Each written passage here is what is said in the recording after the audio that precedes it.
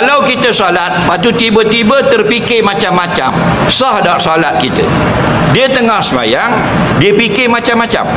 Tengah semayang dia fikir berah tak beli lagi. Yang tu pula nak pergi Jepang ni, nak pergi jumpa orang lepas semayang. Tak, memang. Faham dulu satu ayat. Akimi salata li zikri. Hendaklah kamu dirikan semayang supaya hatimu ingat kepada Allah. Itu tujuan semayang. Okey.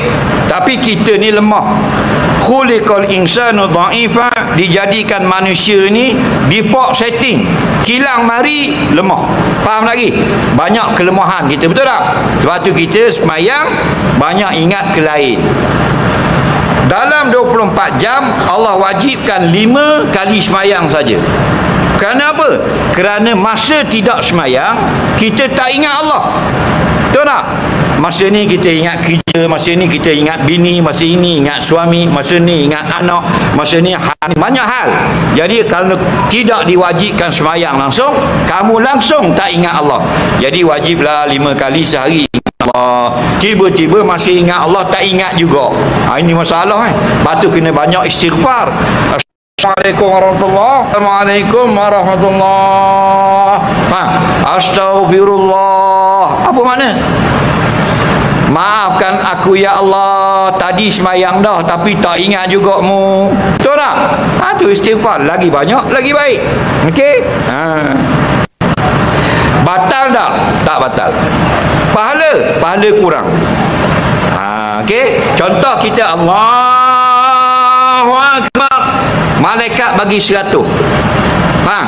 Lepas tu hanyut 5 saat, tinggal 95. Rakaat kedua hanyut 10 saat, tinggal 85. Dia kurang. Jadi bila Assalamualaikum warahmatullahi, Assalamualaikum warahmatullahi, ada orang tinggal 3 daripada 100. Okey, lagi tinggal 3. Ada orang hutang balik 30.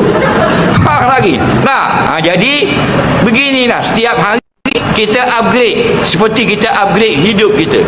Dulu kita mula-mula pakai motor, lepas tu pakai kancil, lepas tu pakai kaca wajah. Sekarang alhamdulillah Axia.